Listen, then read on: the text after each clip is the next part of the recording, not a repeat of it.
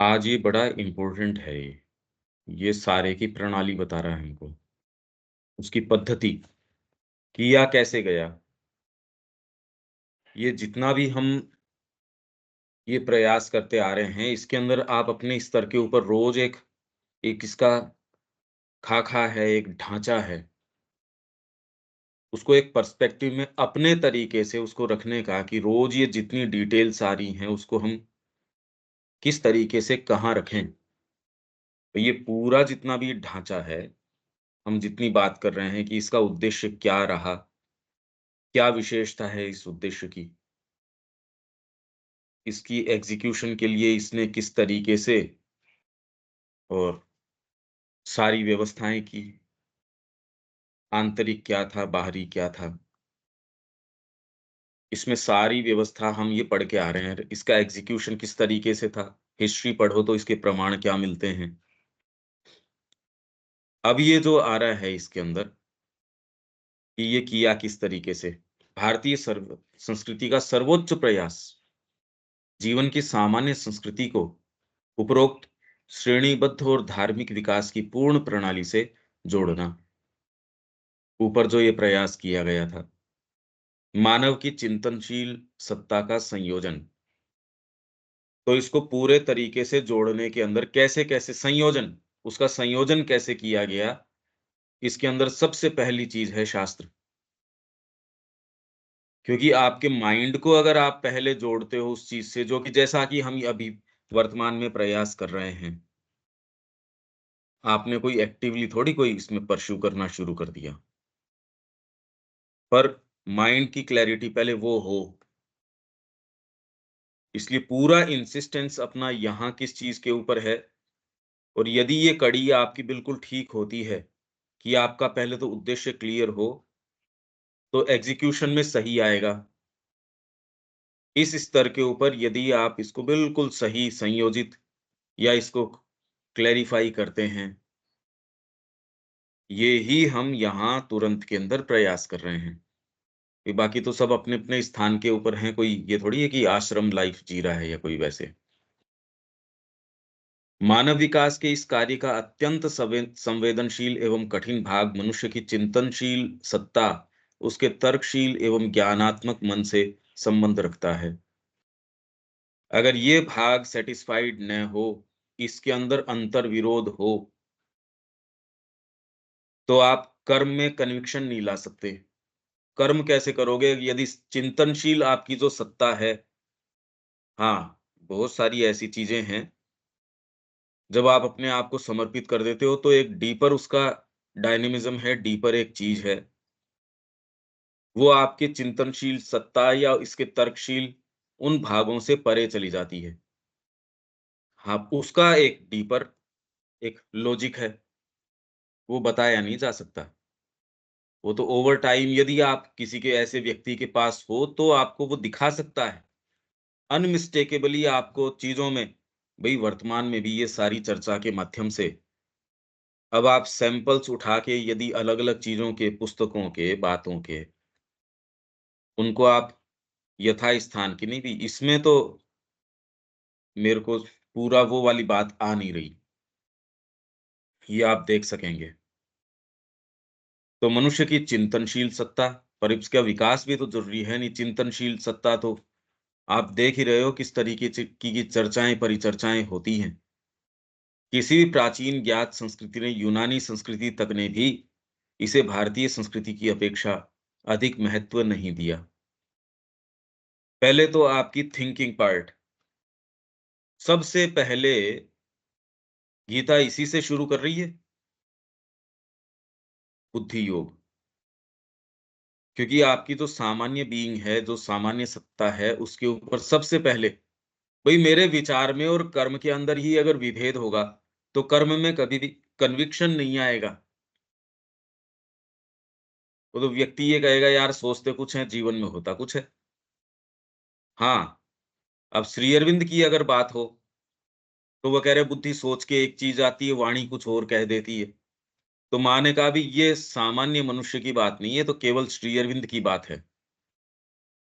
ये तो केवल श्री अरविंद की बात है, जो हायर कोई चीज़ आती है, नहीं तो व्यक्ति सोचता है, समझता है, सही तरीके से फ़ॉर्म्युलेट करता है, तब बोलता है, तब भी बड़ा मुश्किल है कि वो अपने आप को सही रख पाए। तो यही उससे पहले प्रण किया था गांधारी से, पर पट्टी खुली आँख की, अब वो उनको कोई कहा कि भई ये इन कृष्ण को अगर आपके पास इसको आप क्रोध नहीं करोगे इनके सामने, तो हाँ, ठीक है, नहीं करेंगे, और फिर भी शाप दे ही दिया।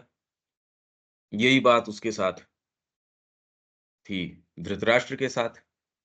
ये आदमी के मतलब अच्छे भले लोग हैं, वो उस मोमेंट को कैसे डील करना है आपको, वो नहीं कर पाते।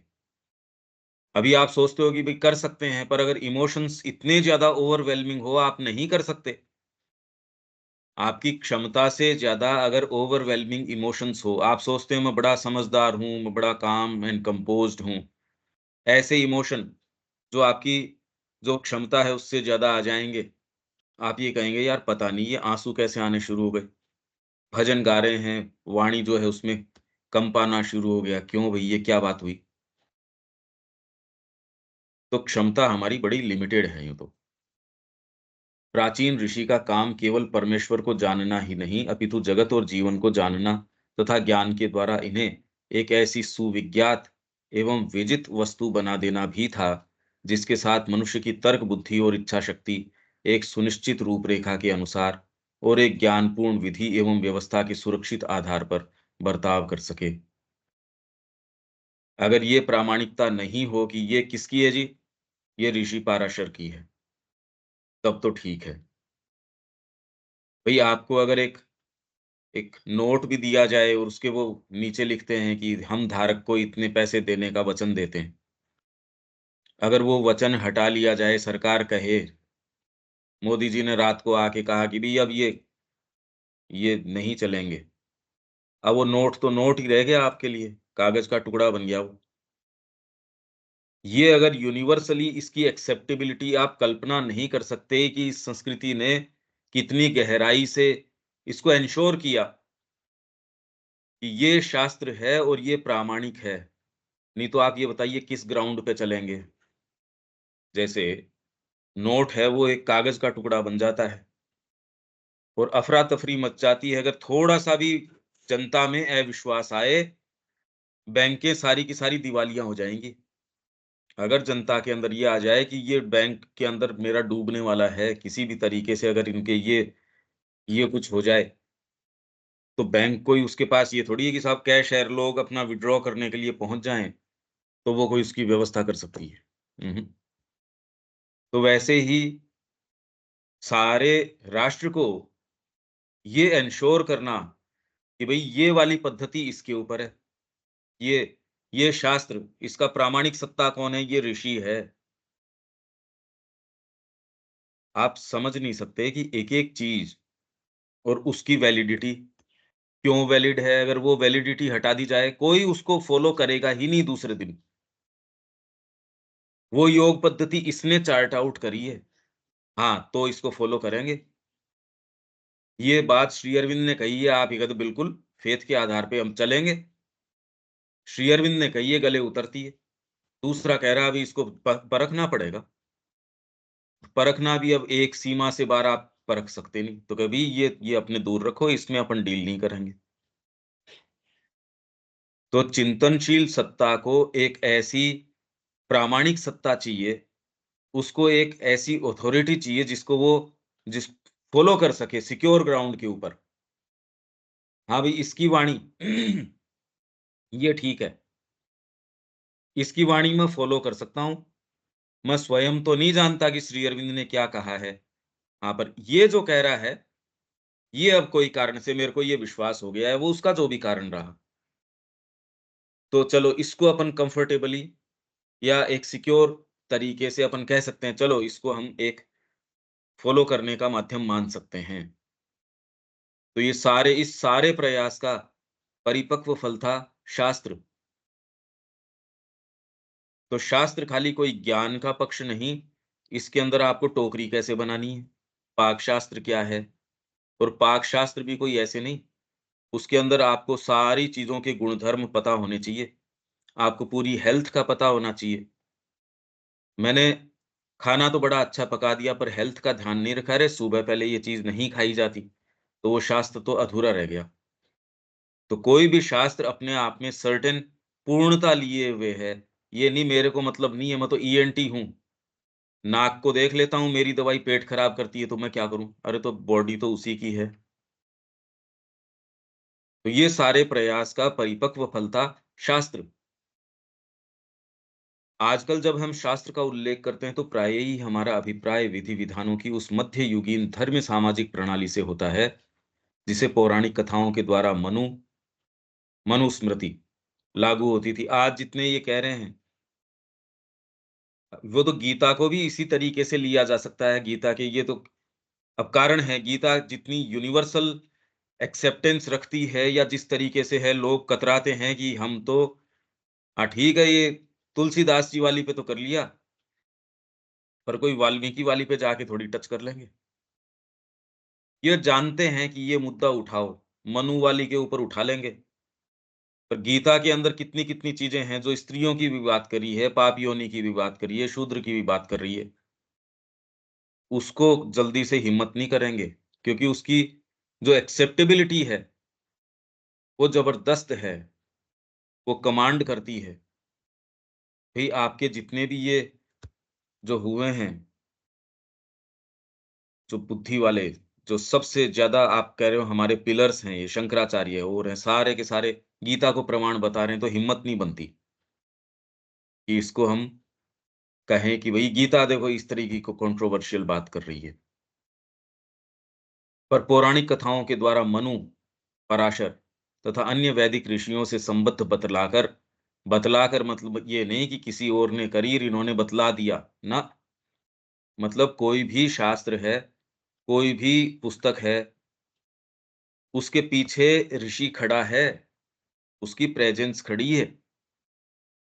आज अगर केवल श्री अरविंद की शिक्षाएँ हों और अगर उनकी उपस्थिति का जो फैक्ट है वो हटा दिया जाए, खैर ये कल्पना करना भी मुश्किल है, पर आप ये कहें भई आप लाइफ डिवाइन पढ़ रहे हैं या आप ह्यूमन साइकिल पढ़ रहे हैं, कोई भी पुस्तक पढ़ रहे हैं, फाउंडेशंस ही पढ़ रहे हैं, तुरंत में आपकी चेतना भीतर से जानती है, भई श्री अरविंद का है ये सारा का सारा।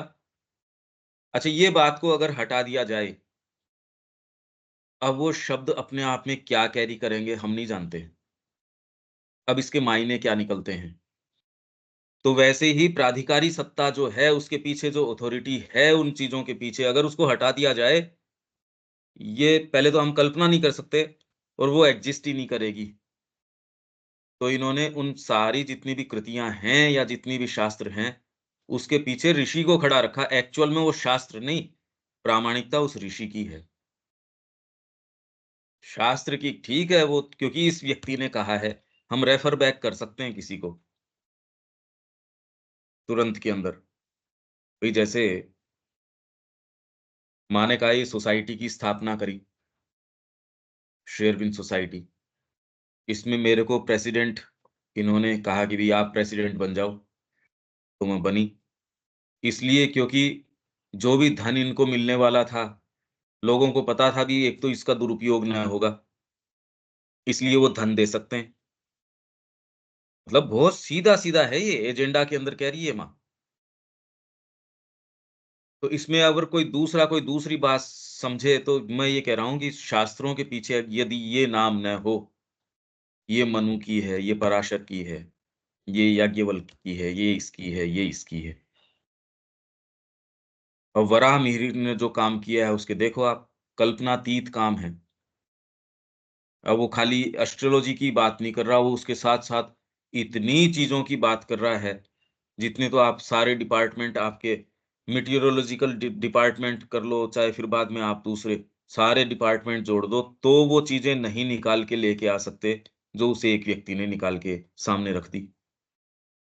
पर वो कितनी भी ज़बरदस्त कृति की हो, उसकी प्रामाणिकता उस व्यक्ति से है, ये समझिए आप। तो ये भारतीय संस्कृति प्रैक्टिकल भी थी, इस बात के बारे में।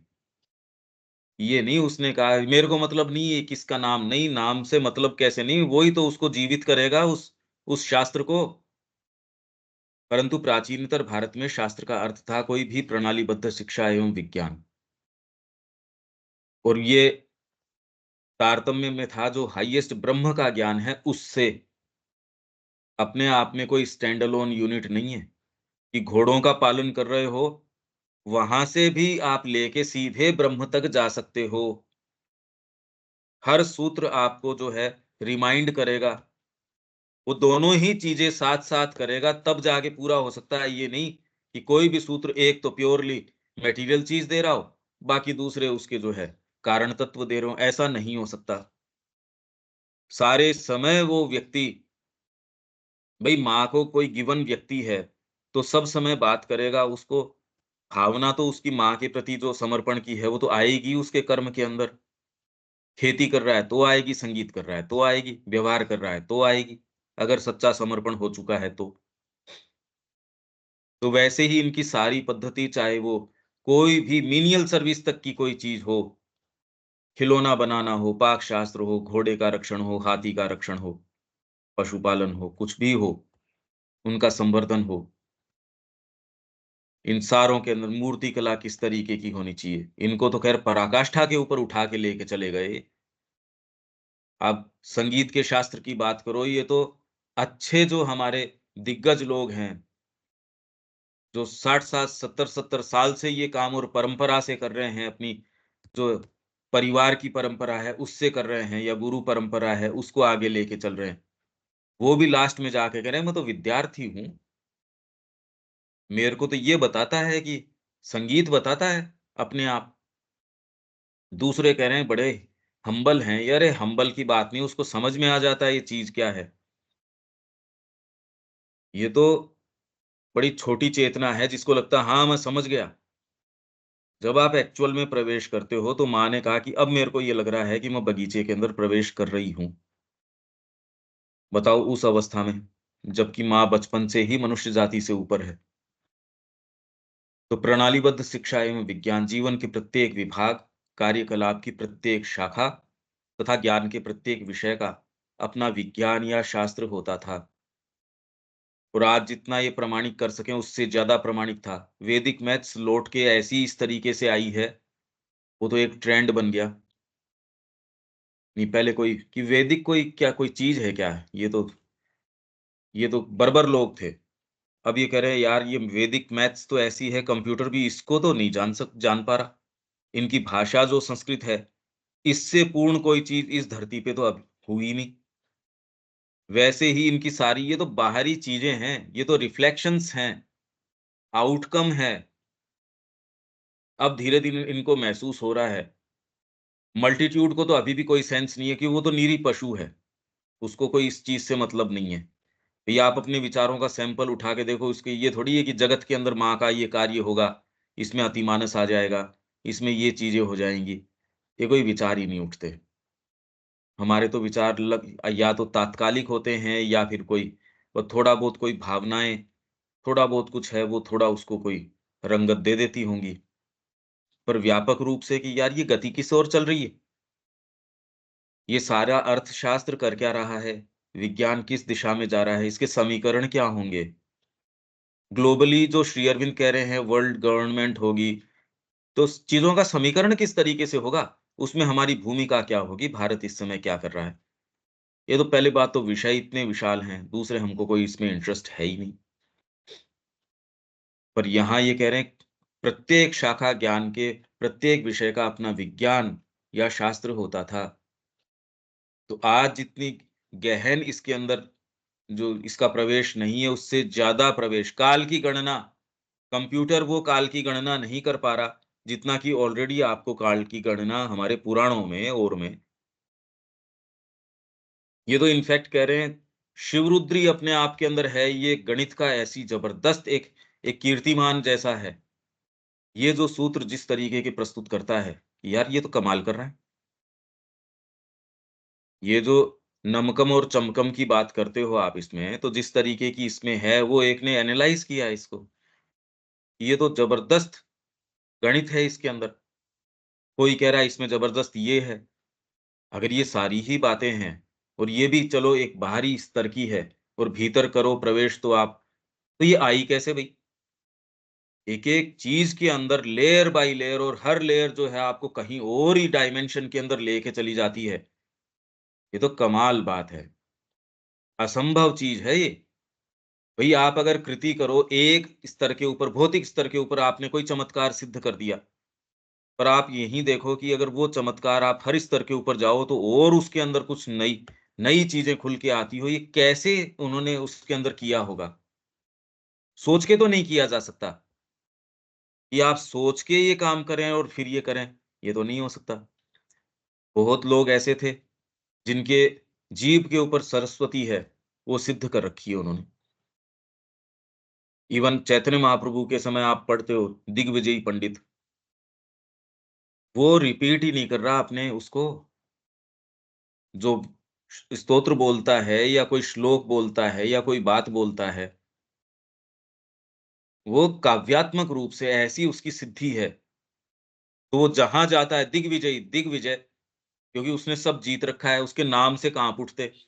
वो संदेश भिजवाता जी मैं आ रहा हूँ, तो वो पहले ही स्वीकार कर लेते कि या तो लिखित के अंदर दे दो मेरे को, नहीं तुम्हारे अंदर कोई है तो सामने आओ। और उसके साथ में फिर बाद में ये जुड़ गया कि वो अब जब इनसे चैतन्य महाप्रभु से उसका सामना होता है, इनको कोई इस तरीके की नहीं साहब वाणी इन्होंने कोई सिद्ध कर रखी हो, ये कर रखी हो। एक हायर डायमेंशन, एक हायर चीज़, उसके सामने वो आता है नतमस्तक हो जाता है। सारे शास्त्रार्थों में आप ये देख सकते हो, एक प्रोफेशनल जो डिबेटर है वो आता है और यहाँ मात खाता है और शिष्य बन जाता है। ये सारी चीज़ें, विशेषताएँ आप यहीं देख सकते हैं और इन कड़ियों को इस तरीके से जोड़ेंगे, तो आप बिल्कुल समझ जाएँगे कि और कोई दूसरी पुकार और कोई दूसरा मंतव्य इस संस्कृति का रहा ही नहीं। एकमात्र ये है कि आपकी जो सुप्रीम रियलिटी है, उसके साथ कैसे जोड़ दिया जाए। इसके शास्त्र हैं, इसकी सारी चीज़ें हैं, वो तो एकमात्र इसका प्रयास है कि ये जो शास्त्र वगैरह हैं, तो ये कर क्या रहे हैं कि वो जो डीपेस्ट इसकी चीज़ है, उसको इसके साथ किस तरीके से रिलेट किया जाए, बस। और कोई दूसरी चीज़ नहीं कह रहे। भई श्री अरविंद की जितनी भी पद्धतियाँ हैं या जितनी भी सारी कृतियाँ हैं, वो सुप्रामेंटल को रिफ्यूट कैसे कर सकती हैं? श्री अरविंद की जो मौलिक पद्धति है, उसका खंडन वो नहीं कर सकती। तो वैसे ही जो मौलिक उद्देश्य है इस राष्ट्र का, उसका खंडन ये कितने भी शास्त्र, चाहे कितना भी बाहरी शास्त्र हो, चाहे कितना भी जड़ भौतिक चीज़ से डील करता शास्त्र हो, इस चीज़ का खंडन थोड़ी कर देगा। भई जैसे मैंने आपको कहा कि श्री अरविंद की जो मूल संकल्पना है, श्री अरविंद का कोई भी ग्रंथ है, उसका खंडन कर देगा तब तो श्री अरविंद अपनी ही बात का खंडन कर रहे हैं। ऐसा नहीं हो सकता। तो भारतीय संस्कृति की कोई चीज़, उसकी कोई व्यवस्था, उसका कोई आचार, कोई उसका अनुष्ठान, सारे एक एक रंग के हैं ये। हाँ, पर वो इतने विविध हैं। इस प्रयास का उद्देश्य था, इनमें से प्रत्येक को एक सैद्धांतिक और व्यावहारिक व्यवस्थानुक्रम में बद्ध कर देना। मैं कहाँ रखूँ इसको? दिग्विजयी पंडित है, बहुत अच्छी बात है, पर वो चैतन्य महाप्रभु के चरणों में ज़्यादा विभूषित होता है। व्यवस्थानुक्रम, ऐसे नहीं उसको सिर के ऊपर बिठा लिया। इसके अंदर शंकराचार्य बहुत महान होंगे, पर इस संस्कृति की जो विशेष बात है, वो उनको यथास्थान रखती है। इतने जो डिस्प्यूटेंट्स हैं ये, नहीं तो एक ही निगल जाए सारी संस्कृति को, कभी नहीं। सोचिए क्या मनीषा रही इस संस्कृति की, कैसे-कैसे एक से एक दिग्गज हर फ़ील्ड का, और उसको भी कोई ये नहीं कि कोई सिर चढ़ जाने दिया या वो ही सारे ने टेक ओवर कर लिया साहब इसको, कभी नहीं, बिल्कुल नहीं। तो सैद्धांतिक और व्यावहारिक व्यवस्थानुक्रम में बद्ध कर देना, जो ब्यौरेवार निरीक्षण, ये तो शास्त्र की बात कर रहे हैं। बहुत डिटेल्ड शिक्षा के अंदर भी श्री अरविंद कह रहे हैं दोनों पक्ष होने चाहिए, कि आप इतना गहराई से उस कोई चीज़ में प्रवेश कर पाओ और व्यापक रूप से। अगर मैं व्यापक नहीं जानूँ तो मैं वो जो डिटेल है उसको भरूँ कहाँ? हाथी का पता नहीं डिटेल बारीकी की एक-एक मैं उसकी कोशिकाओं की डिटेल, ये नहीं बता रहा हाथी है। तो अब दोनों या तो हम ये करते हैं तो डिटेल चूक जाते हैं, डिटेल की बात जीवन की करते हैं तो उद्देश्य चूक जाते हैं। यार उद्देश्य क्या है? ये करो, वो करो, ये करो, वो करो। अरे पर उद्देश्य कहाँ, फ्रेमवर्क क्या है इसका? तो ये दोनों ही मतलब इतनी डिटेल के अंदर, ये तो अणुओं के अंदर गई है, जितना कि आज का विज्ञान उतना उसके अंदर, काल गणना के अंदर, एस्ट्रोलॉजी के अंदर, एस्ट्रोनॉमी के अंदर, और जो सूत्र, ये सारा कंपैरिजन कुछ इन्होंने इलस्ट्रेट करने की कोशिश करी है। ये स्वामीनारायण वालों ने एक किताब निकाली थी, हिडन होराइजन्स, अनअर्थिंग 1000 ईयर्स ऑफ, ये कुछ ऐसा करके एक थी इनकी किताब। ये राजा राम और ये डेविड फ्रॉलिक ने मिलके शायद ये एफर्ट किया हुआ है। उन्होंने पब्लिश करी ये। तो कलर्ड पिक्चर, ग्राफिक्स, उसके अंदर कुछ इलस्ट्रेशंस, ये देने का उन्होंने ये प्रयास किया कि ये देखो हर फील्ड के अंदर, और ये संस्कृति टॉप मोस्ट रही। मेटलर्जी है उसके अंदर ये, पूरी दुनिया में हज़ारों साल बाद ये हो, उससे पहले इस संस्कृति ने ये, काल की गणना के अंदर ये, मैथ्स के अंदर ये, वो पूरी पुस्तक इसी चीज़ से डील कर रही है। हिडन होराइज़न्स, वो ये दिखा रही है कि ये हिडन है, ये होराइज़न्स, बता नहीं रहे। ऐसी कितनी-कितनी किताबें हैं इस तरीके की। हाँ, पर यदि श्री अरविंद का पर्सपेक्टिव न हो, कुछ नहीं समझ में आता है। आप इन डिटेल्स में बह के रह जाते हो।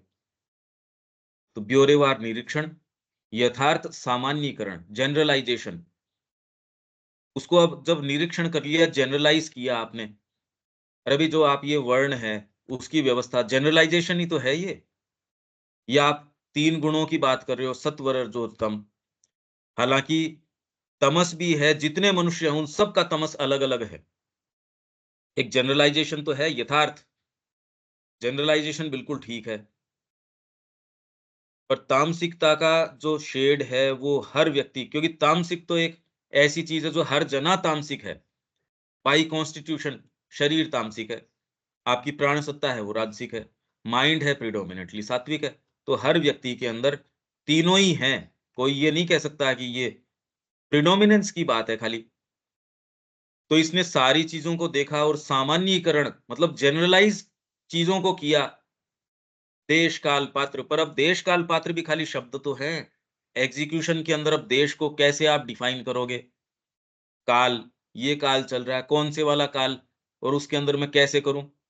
भई हमारे साथ कौन-सा कोई संकट का काल चल रहा है इतने दिन से? हमारे ऊपर क्या चीज़ लागू होनी चाहिए? यथार्थ सामान्यीकरण, ब्राह्मण के ये गुण होने चाहिए। सामान्यीकरण है ये, और हर फ़ील्ड के अंदर जनरलाइज़ेशन, बहुत डिटेल के अंदर आप भीतर प्रवेश करके गए, और फिर उनके जनरलाइज़ आपने उसको किया, और उनमें हमेशा ही इस जनरलाइज़ेशन के अंदर भी छूट रखी। इसको कोई इतना कड़ा नहीं कर दिया कि मेरे को साँस ही नहीं आ रही, कि ऊपर से मेरे को बिल्कुल बंद कर दिया। हमेशा ही ये आयाम रखा गया, जहाँ पुकार, और पुकार भी कोई एक थोड़ी है। वेद क्या कहता है कि आपकी उषाएँ आ रही हैं, और ये उषाएँ जितना ही आप इंटेंसली प्रोग्रेस करते हो, ये उषा जो है दिन में बहुत बार आ सकती है। भई रामकृष्ण जी जैसे हैं, वो तो 1-1 घंटे के अंदर, जो लोग पूरे-पूरे जीवन के अंदर वो रेवलेशन नहीं प्राप्त कर सकते, वो 1-1 घंटे में कर रहे थे। उषा क्या, उनके तो सूर्य से महान एकदम पूरा का पूरा एक, सोचो आप कैसा प्रकाश साथ साथ चल रहा है। ये हमारे टिम-टिम की जैसे थोड़ी है। यथार्थ सामान्यीकरण। मैं एक-एक शब्द को इससे जोड़ता चल रहा हूँ, इसको खोलता चल रहा हूँ, नहीं तो इनका कोई अर्थ नहीं निकल सकता। और ये एक अर्थ, एक जो एक-एक शब्द है, अपने आप में पूरी-पूरी बहुत ज़्यादा चीज़ें समाहित रखता है। मैं तो खाली इंडिकेट करके छोड़ रहा हूँ। आप अगर वास्तव में थोड़ा-सा इसके विषय में ध्यान दें, या इसके विषय में और पढ़ें, एक तो सारा पढ़ जाएँ श्री अरविंद की फाउंडेशंस, एक अपनी जो इंडियन कल्चर के ऊपर है वो। पर इस साधना का कोई सब्स्टिट्यूट नहीं है, अगर ये नहीं करते तो फिर बाद में इसमें कोई प्रवेश होगा नहीं। हाँ, थोड़ा-थोड़ा माइंड माइंड के स्तर पे डेफ़िनेटली आप चीज़ें देख पाएँगे, कनेक्ट कर पाएँगे। पर उसका जो रस है, उसका जो चमत्कार है, उसका जो आनंद है, जो एक्चुअल उसका जो तत्व है, वो अभी फ़ार फेचेड होगा। पूर्ण अनुभव और अंतर्ज्ञान मूलक, तार्किक, पूर्ण अनुभव पे जो व्यवस्थानुक्रम इन्होंने किया, शास्त्र किस तरीके से है, ब्यौरेवार निरीक्षण, अभी तो निरीक्षण नहीं है, क्योंकि ब्रह्मचर्य का पालन नहीं है। आपकी सत्ता का भई 4 जने गए संगीत सुनने के लिए, ऑब्ज़र्व कोई क्या कर रहा है बारीकी से अगर कल्टीवेशन नहीं है, आप ऑब्ज़र्व नहीं कर सकोगे। सेम एक जगह के ऊपर निरीक्षण किसका कितना है, उतनी डिटेल वो लेके आएगा और फिर आपके नेचर का बेंट किस तरीके का है। एक जना सारों की बॉडी लैंग्वेज को समझ जाएगा और उसके अंदर ये कह देगा, "यार, ये गड़बड़ है।" यहाँ दूसरा कह रहा है, "मैं इसके साथ 15 साल से रह रहा हूँ, मैं कभी पहचान नहीं सका।" अब ये निरीक्षण के लिए और फिर बाद में निरीक्षण के स्तर हैं। निरीक्षण करो कैसे? खाली भौतिक तत्व का निरीक्षण तो कैसे करो? डेटा भी अगर इकट्ठे करो तो बिना किसी उद्देश्य के डेटा भी इकट्ठे नहीं कर सकते। कि मैं इतने डेटा को एनालाइज़ कर रहा हूँ, तो आप उसके कि मैं ये डेटा उठाऊँगा, तो ये भी तो आप किसी एक फ्रेमवर्क में उठाते हो। कोई एक चीज़ सोच के कि निरीक्षण करना, भौतिक रूप से, साइकोलॉजिकल रूप से और इनर रूप से कितनी आपके सतर्क चेतना की माँग करता है। बिना इसके तो कर ही नहीं सकते। मैं एजिटेटेड हूँ, क्या निरीक्षण कर लूँगा? एजिटेटेड व्यक्ति क्या निरीक्षण कर लेगा? तो ये निरीक्षण शब्द भी अपने साथ क्या-क्या चीज़ें इन्वॉल्व रखता है, ये देखो आप। ब्योरेवार, नहीं तो ये जितनी भी पद्धतियाँ हैं आपके, जो चाहे भवन निर्माण की है या आप कला की है या एकदम बिल्कुल भौतिक ही चीज़ें हैं, मेटलर्जी है सब, बिना इसके कैसे आ गई? यथार्थ सामान्यीकरण, सूक्ष्म चीज़ों की तो बात छोड़ दो, जिसमें आप ये कह रहे हो कि दूसरे के विचार को ग्रहण करना या अपने विचार किसी के अंदर डालना, जो आप ये कह रहे हो छाया ग्रहिणी राक्षसी थी वहाँ से। आप कहते हो यार ये कल्पनाएँ हैं, अरे कल्पनाएँ किसकी? माइंड की कितने-कितने पावर्स की भौतिक के अंदर इन्होंने ये देख लिया कि अणिमा, लघिमा, गरिमा, महिमा, ये शरीर की शक्तियाँ हैं, सिद्ध कर ली इनको। ये कर सकते हो क्या? इसके लिए क्या आवश्यकता है? ये तो भौतिक चीज़ है। प्राण के ऊपर फिर आप ये कह रहे हो ईशिता, वशीता, व्याप्ति और प्राकाम्य। ये अकल्पनीय चीज़ें हैं, इनका डिस्क्रिप्शन नहीं दिया जा सकता आज और हैं उनको हम समझ नहीं सकते। इन्होंने सिद्ध कर लिया उसको। तो यहाँ श्री अरविंद जो परिप्रेक्ष्य दे रहे हैं, वो भी अपने आप में बहुत अगम है। उसकी बात है, वो तो अगम है ही है। यहाँ जो पर्सपेक्टिव दे रहे हैं, वो भी बहुत ज़्यादा वाइड है ये। जनरलाइज़ेशन, पूर्ण अनुभव। अनुभव मैंने अगर संगीत का किया नहीं, सावित्री का किया नहीं, व्याख्यान करने उसके ऊपर मैं चल दिया, इसलिए मैं बार-बार कह रहा हूँ, बिना साधना आप अपने आप को एलिजिबल ही कैसे मानते हो? वो ही परिवार से मैं संलग्न हूँ, वो ही मेरे टेस्ट, वो ही जीभ मेरी लपलपा रही, फिर क्या मेरी वाणी सावित्री पे बोलेगी? अनधिकृत प्रवेश है, तो उसका कोई कुछ होना तो है नहीं, ना आपके जीवन में कुछ होना, ना किसी और के होना। आप एक फ्रेमवर्क में हो, पूर्ण अनुभव। जब अनुभव होगा कि अरे! ये क्या बात है, तो जिसको वो अनुभव है, उसके हाव-भाव भी बता देंगे। माँ से कोई मिल के आता था, उसका प्रमाण ये था कि अरे! चेहरा बता देगा इसका, ये माँ स के पास जाके आया है आज। उसकी चेतना बता देगी। नहीं अभी 1 घंटे अपन ये काम करो, बाद में आप तुरंत ये देख सकते हो, वही बाज़ारू चेतना के अंदर चले जाओगे। वही सारी चीज़ें इनफैक्ट पूरा ध्यान दे पाओ, वही यही बड़ी बात है, कई तो अपने और कामों में लगे रहते होंगे। पूर्ण अनुभव और अंतर्ज्ञान मूलक, तार्किक एवं परीक्षणात्मक विश्लेषण और सामंजस्य पर आधारित हो। ये देखो एक-एक शब्द खोलने के लिए ये खोल सकते हैं, पर ये तो फिर बाद में एक पिटारा है अपने आप के अंदर। ये पूरा-पूरा जगत है ये एक-एक शब्द, जिससे कि मनुष्य सदा ही इन्हें जीवन के लिए समुचित उपयोगिता के साथ जान सके। भई अगर मैं एस्ट्रोलॉजी की बात करूँ, उसको अगर समुचित उपयोगिता तुरंत के अंदर क्या है? आप अगर आयुर्वेद की बात करते हो, तो आयुर्वेद खाली ये नहीं जड़ी-बूटियों से ही कोई डील करता है। मेरे अगर समस्याएँ इस समय प्लैनेटरी पोज़ीशंस की सर्टेन जो है, उसका समीकरण क्या है, उससे मेरे शरीर में समस्याएँ पैदा हो रही हैं। डॉक्टर नहीं मानता, अरे मत मानो, उससे मेरे को क्या फ़र्क पड़ता है? मेरा जी घबरा रहा है, पास में दुर्गंध आ रही है उससे। आप मेरे को वात, पित्त, कफ की दवाइयाँ दे रहे हो, यार उस दुर्गंध को हटाओ, मैं वैसे ही ठीक हो जाऊँगा। आप उस कारण को समझ नहीं रहे। मेरे सामने कोई ऐसा सीन आप ले आए या कोई ऐसी चीज़ है जिसके कारण मेरे को उबाक आ रही है, उल्टी आ रही है।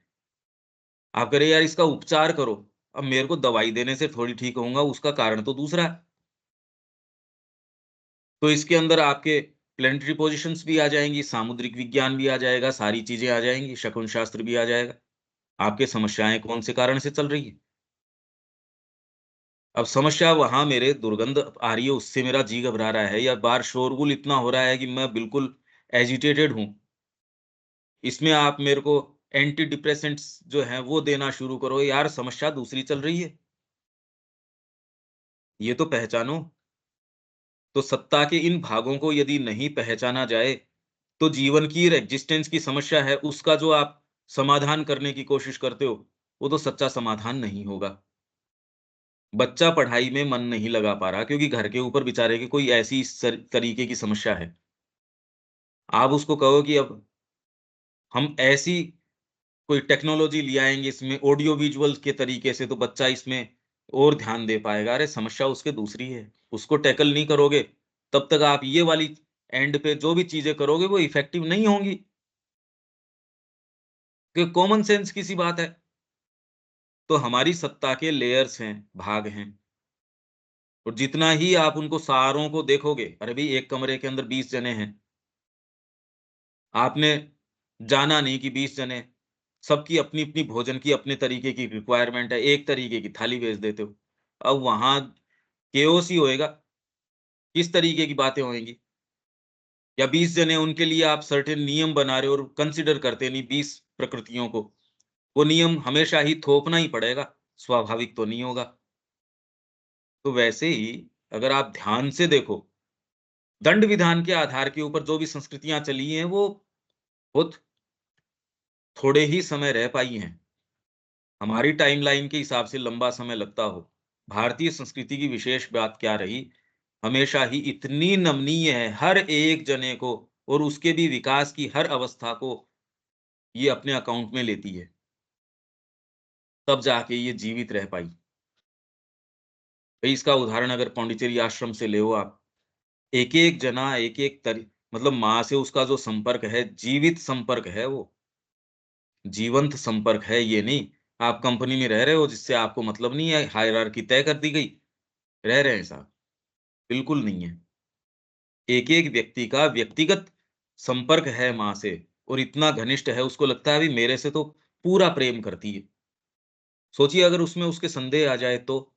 हाँ, बाहरी प्रकृति जो शोरगुल करती है, वो तो करेगी, वो साधना का अंग है, वो एक अलग बात है।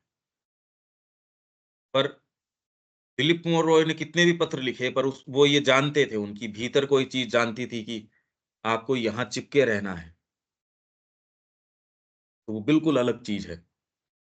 तो उपयोगिता के साथ जान सके, समुचित ज्ञान मूलक सुनिश्चितता के साथ कार्य कर सके।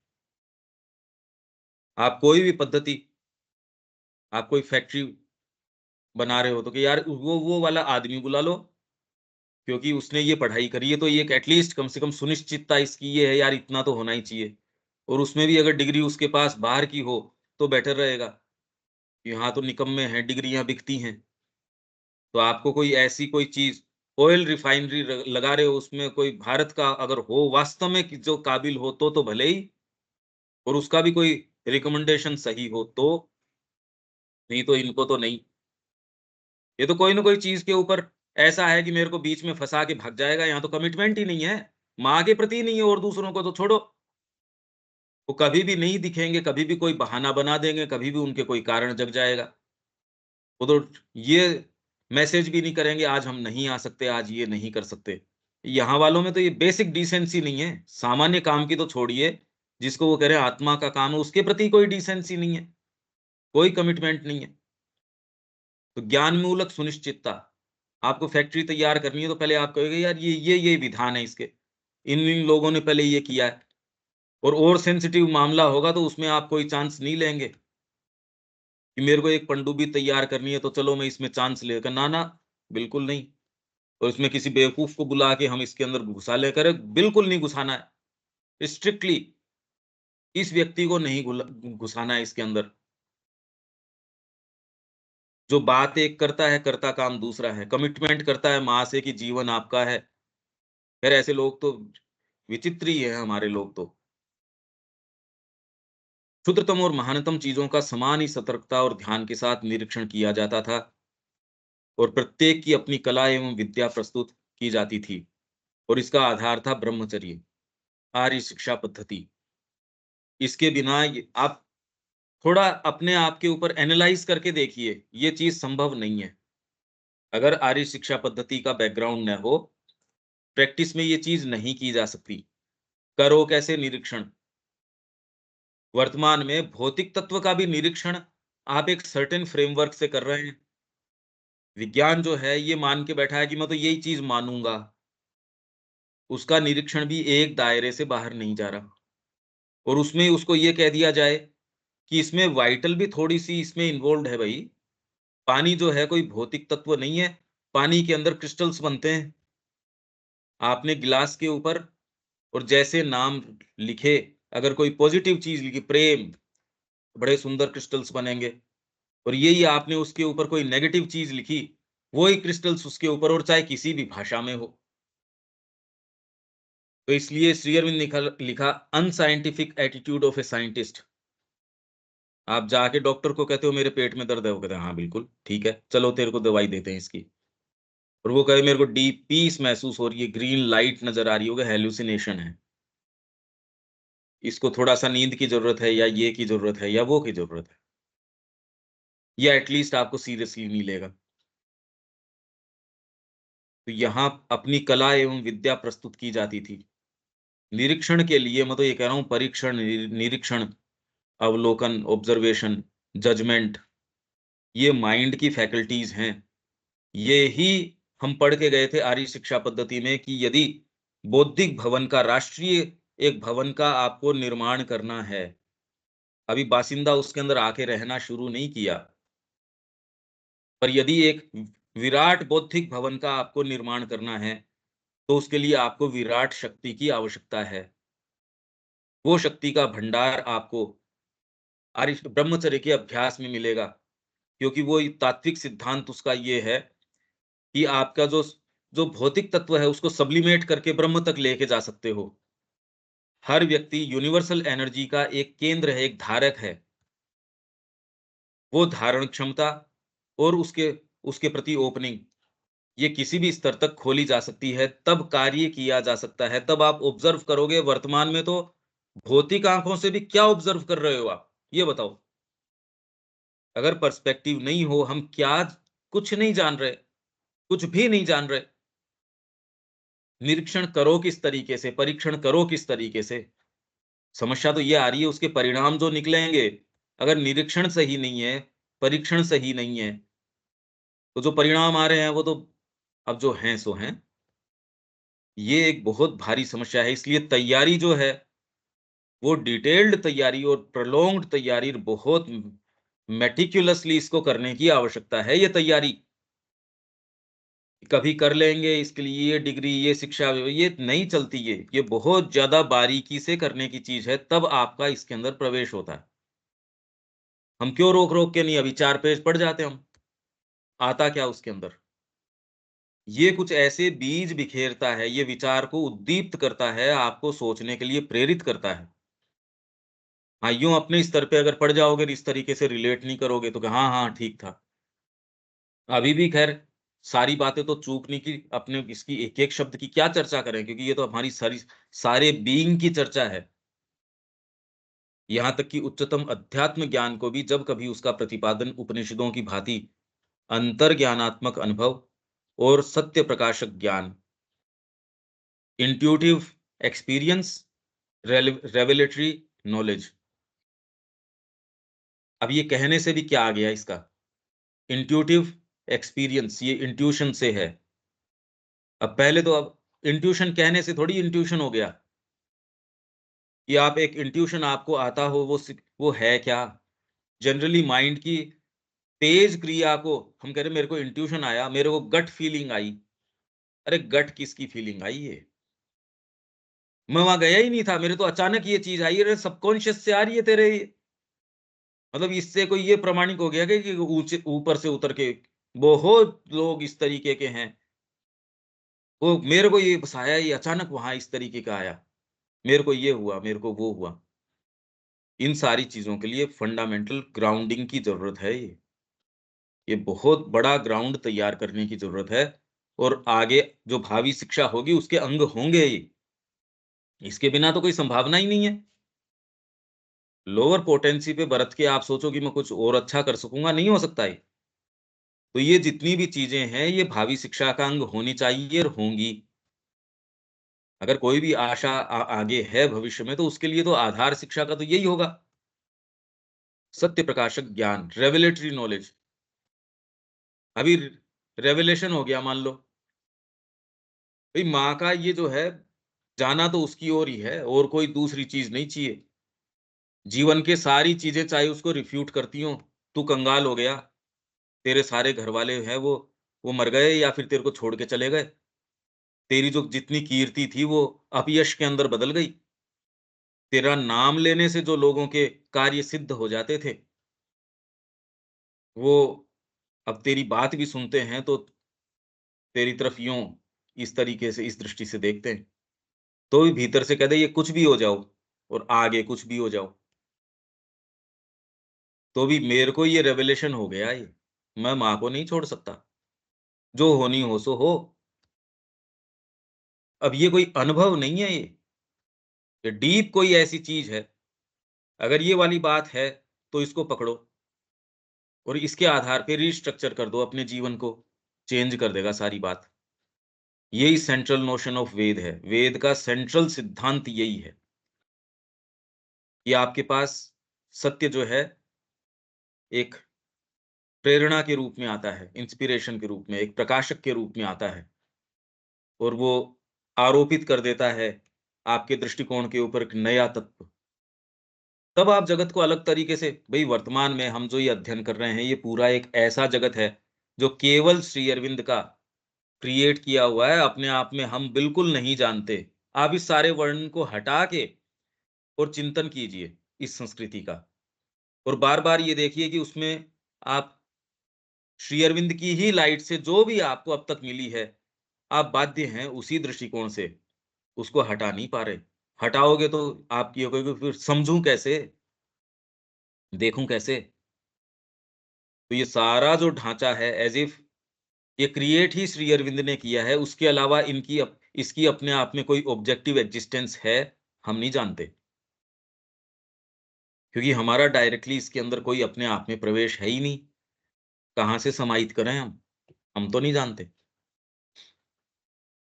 तो ज्ञान की राशि के रूप में नहीं, वरन बुद्धि से समझने के लिए एक नियम और क्रम के साथ किया जाता था, तो शास्त्र के नाम से ही पुकारा जाता था। और इसी अर्थ में गीता अपनी गहन आध्यात्मिक शिक्षा को अत्यंत गुह्य विज्ञान, गुह्यतमम शास्त्रम का नाम देने में समर्थ हुई है। गीता खुद ही कहती है अपने आप को गुह्यतमम शास्त्रम। यह उच्च वैज्ञानिक एवं दार्शनिक भावना, ये है विज्ञान।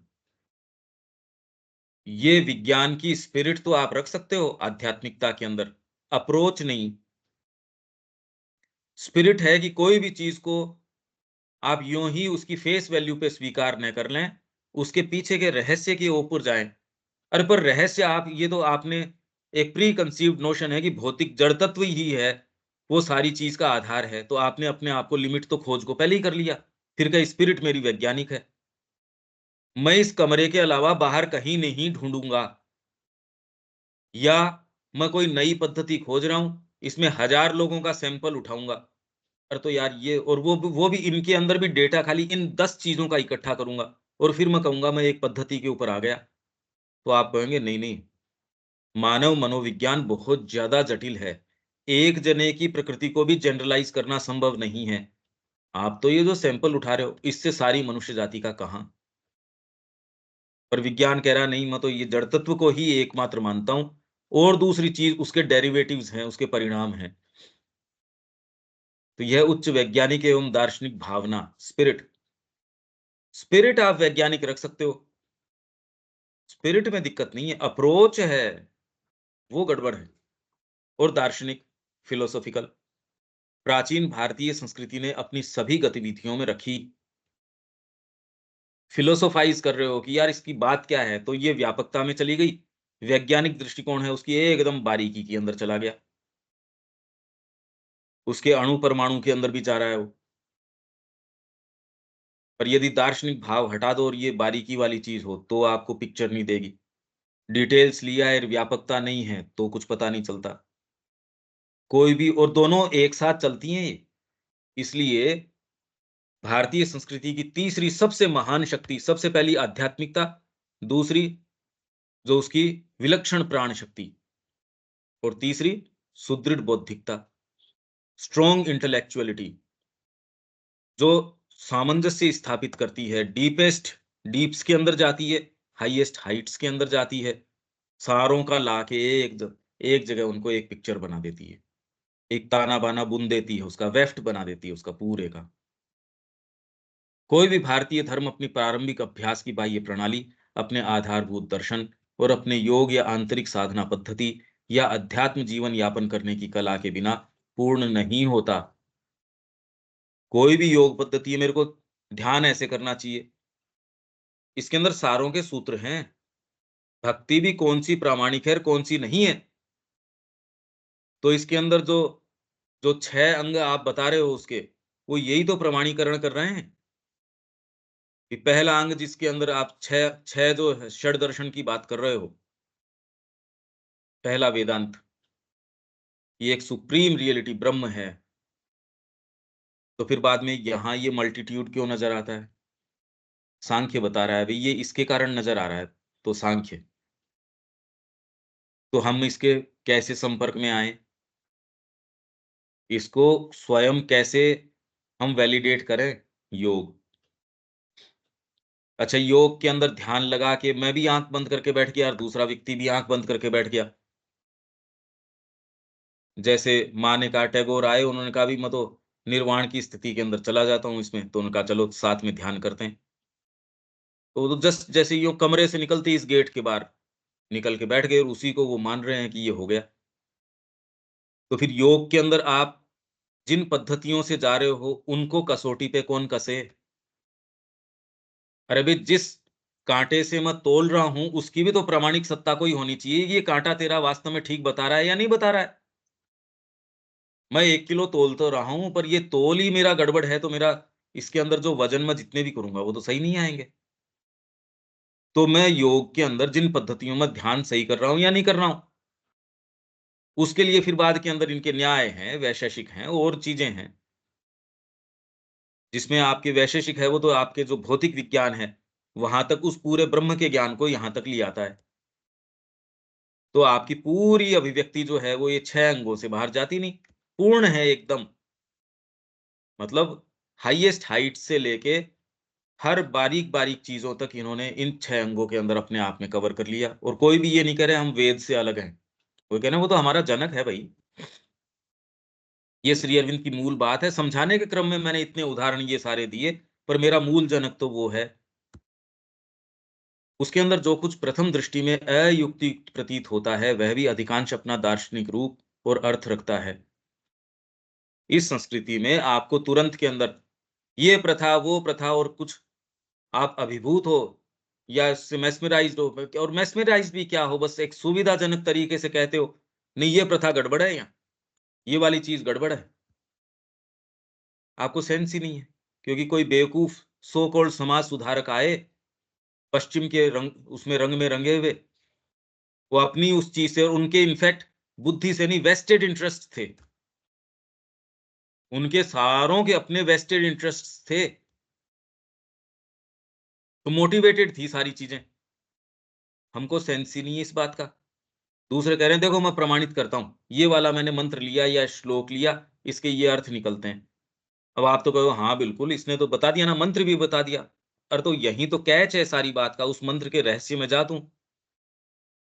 गीता जैसे वर्ण व्यवस्था की, शूद्र की और की बात कर रही है, जब श्री अरविंद उसका आकलन करते हैं, विवेचन करते हैं, कहीं का कहीं ले जाते हैं, उसको डिवाइन हाइट्स के ऊपर ले जाते हैं। और कोई वही दूसरे जो उसको किस तरीके से डील कर रहे हैं, देख ही लो, इस बात का प्रमाण है ये तो साफ-साफ। तो हमारी बुद्धि को जो टॉप मोस्ट बुद्धियाँ भी है, उसको अयुक्ति प्रतीत होती है। ये क्या था यार, जाति प्रथा क्या है, इसको कैसे अयुक्ति-युक्त है। श्री अरविंद ने जैसे उसको डील किया, ये तो सुप्रीम चीज़ है, यही तो सबसे इम्पोर्टेंट चीज़ रही। और आप ये कहो ये जाति प्रथा, ये प्रथा, वो प्रथा। अब देख लो आप, अगर श्री अरविंद को इस पटल से हटा दिया जाए, अंधकार ही अंधकार है, घोर, गहन और कोई आगे आशा भी नहीं है। यही वह पूर्ण समझ एवं दार्शनिक स्वभाव है जिसने भारत में धर्म को इसकी स्थायी सुरक्षा और अमित जीवन शक्ति प्रदान की है और आज तक भी रखे हुए है। अगर ये इतनी डेप्थ से कोई चीज आ रही है, सत्य है वो तो है, उसको कोई चीज छिपा नहीं सकती, इसलिए दोबारा उदयमान हो रही है। ये तो हमसे अब ये प्रश्न किया जा रहा है, कौन इसकी साइड में है, वो उसके साथ उदयमान होगा। और जिसके अपने ही मंसूबे जो कंटेम्प्टिबल एंड्स के अंदर लगा है, उसका तो जो एंड है वो तो सुनिश्चित है, उसका यही होगा। भाई सारी मनुष्य जाति का यही होता आया है, हमारा कौन विशेष क्यों होगा? प्रकृति हमारे साथ और क्यों करेगी अलग? क्या है हम में विशेष? तो अगर पेनफुल मृत्यु का या बहुत तकलीफदायक मृत्यु का इंतजार करो तो एक अलग बात है। बाकी तो यहाँ आशा है। इसके साथ आप खुद महिमान्वित हो सकते हो। संकल्प करो एक सही जीवन का, एक सही उद्देश्य का, अपने आप को सही पाले में खड़ा करने का। यही वह पूर्ण समझ एवं दार्शनिक स्वभाव है जिसने भारत में धर्म को इसकी स्थायी सुरक्षा और अमित जीवन शक्ति प्रदान की है और इसे आधुनिक संदेहवादी छानबीन की तेजाब सी द्रावक शक्ति का प्रतिरोध करने में एसिड है। आज की जो छानबीन करने वाली है, जिसमें हमारे धर्मगुरु भी इसको कह रहे हैं, बड़े वैज्ञानिक चीज है, दूध चढ़ाते हो शिव जी पे, वैज्ञानिक है ये। व्रत करते हो, त्योहार करते हो, इसका जीवन के ऊपर मतलब आपकी हेल्थ के ऊपर, अरे कितने समझदार थे। ये फास्टिंग आजकल, ये फास्टिंग का बड़ा एक एक प्रचलन है, इंटरमिटेंट फास्टिंग। ये इतने समय से तो ये जो करते थे ना बीच-बीच में, एकादशी है, ये है, निर्जला है। अरे ये तो इससे ज़्यादा तो आपके शरीर को ये शुद्ध करने वाला एंटीऑक्सीडेंट चीज़ है, ये वाली चीज़ है। तो हमारी जैसी चेतना होगी उन्हीं पैरामीटर्स के अंदर नज़र आएगा। ये ब्लैक एंड व्हाइट टीवी है, वो सारे रंगों को ब्लैक और व्हाइट में तोड़ देगा। वैसी हमारी जो जो जिस तरीके की है बुद्धि या हमारी है, वो अनंत आयाम है, अनंत आनंद के क्षेत्र हैं, उन सारों को खाली अपने एक छोटी-सी चीज़ के अंदर तोड़ देगा। जो नेसेसरी है ही नहीं ग्राउंड। तो आधुनिक संदेहवादी छानबीन तेजाब की जैसी, मतलब एसिडिक है ये, गला देती है ये, आपकी आत्मा को भी गला देती है। अरे सारी चीज़ें आपको प्रमाण दे दिया माँ ने आपके हृदय में, तो भी ये आप वो तेजाब वाली चीज़ है, पता नहीं होगा, नहीं होगा। वो आपको ही गला रही है, आप कह रहे हो आप तो बिल्कुल तटस्थ हो, आप सचेतन हो, और सचेतन-वचेतन क्या हो इसके अंदर। तो आधुनिक संदेहवादी छानबीन की तेजाब सी द्रावक शक्ति का प्रतिरोध करने में समर्थ बनाया है, जो हर चीज़ की को जाँच-परख कर रही है, तो भी इस जाँच-परख के बावजूद इस ये कहीं कम नहीं हुई, इनफैक्ट और विजयशालिनी होके उभर रही है ये, और उसको ये कह रही है, "अरे! तू तो बच्चा है।" सोचिए क्या सामर्थ्य चाहिए जहाँ पूरा विश्व उस ट्यून पे डांस कर रहा है। कोई सोच समझ के ये गंगा जी में स्नान करने जा रहे हो, या ये तो इसको ये बता रहे हैं इससे ये फ़ायदा होता है, गंगा का पानी स्टोर करो तो उसमें कीड़े नहीं पड़ते। यार कीड़े तो तुम्हारे दिमाग में पड़े हुए हैं, गंगा के पानी में पड़ने की क्या ज़रूरत है? कि उसमें कोई स्पिरिचुअल पावर है या नहीं है वो तो आप छोड़ दीजिए। मतलब इवन आप ये सोचिए इंद्रसेन जी जो हैं, जो इतने शार्प माइंड थे, वो इस चीज़ को बाद में स्वीकार करते थे भी गंगा की जो जो शक्ति है, जो इसकी बात है, इसमें कोई ओकल्ट प्रेजेंस है, निश्चित रूप से। उन्होंने ये स्वीकार करना, जबकि वो तो मतलब मेरे ख्याल से एशिया के अंदर जो ये फ़िलॉसफ़ी के अंदर वन ऑफ द फॉरमोस्ट लोगों के अंदर से एक थे। फिलोसॉफी के अंदर उनको मानते थे, एक किसी सोसाइटी का या किसका उनको अध्यक्ष भी बनाया था या उसको कुछ बनाया था इस तरीके से। जिनमें वो जो आधुनिक संदेहवादी छानबीन है, उसी से पले बढ़े थे। अच्छा, अपना टाइम हो गया, मेरे को पता नहीं चला। अब इसमें कोई बात हो तो ये तो हम बाद में और ले लेंगे। ये वर्णन समझ में आ रहा है मेरे ख्याल से तो, विवेक? उदाहरण से तो समझ में आ रहा है, लेकिन बड़ा ही पैक तरीके से आ रहे हैं। आप ये पहले दूसरे कह रहे हैं, हम ये समझते हैं, ये कहाँ, ये तो बातें ही अगम बातें हैं। क्या कल्टीवेशन चाहिए इसका? ये आयाम है, ये बच्चे के सामने खुलना चाहिए। अगर वो इस बारे में अशिक्षित है तो निरक्षर है वो। अंग्रेजी बोल ली तो उससे क्या हो गया, मतलब उससे क्या फर्क पड़ गया? हाँ शब्या जी। किताब आ गया है भैया, इसका, श्री हाँ अरविंद ठीक, का अच्छा, हाँ ठीक ठीक ठीक। पहला वॉल्यूम कल मिल गया। तो आपको तो अब किताब से सुविधा हो जाएगी आगे से। अब ये जो हिंदी में टेक्स्ट है, आपको किताब से ही ले सकते हो आगे। हाँ दीपक जी। थोड़ा बीच में हम सुन नहीं पाए थे, इसे हम फिर से सुनेंगे। ठीक। देविका जी। प्रश्न तो नहीं है, दोबारा से थोड़ा पढ़ने की जरूरत है। हाँ, ऐसे पर क्लियर। श्री अरविंद का ये जो है, ये एक आपको कितना जबरदस्त विहंगम परिप्रेक्ष्य, विहंगम मतलब बर्ड आई व्यू देता है। कहाँ बैठ के देख रहे हैं, ये देखो तो सही आप। और आप जितनी बार श्री अरविंद के संपर्क में रहेंगे, ऐसा है जैसे आप में भी वो गुण धीरे धीरे धीरे धीरे उदयमान होने शुरू हो जाएंगे। आप वो मनुष्य रहेंगे ही नहीं। ये कैसे आपके अंदर क्या कर जाएगा, ये कल्पनातीत चीज है। फिर आपको लगेगा यार, इसमें मतलब बातें क्या चल रही है, आप दूसरी शिक्षा या दूसरी चीज या दूसरा कोई जीवन का उद्देश्य कैसे हो सकता है? अगर है तो इसका मतलब अभी ये चीज टच नहीं करी, नहीं तो आपको और कोई दूसरी चीज में इंटरेस्ट आ ही नहीं सकता। आनंद छोड़ के कोई तकलीफ क्यों पाएगा, ये बताइए? कोई हम में से ऐसा नहीं है जो तकलीफ पाएगा ना। बस ये है कि अभी आनंद नहीं आया, इतनी बात है। 9 बजे हमारी दोबारा हम आर्य शिक्षा पद्धति की बात करेंगे। जो भी जुड़ना चाहे वो जुड़ सकते हैं। यहाँ विराम देते हैं। जय श्री मां। जय श्री। जय श्री। जैसे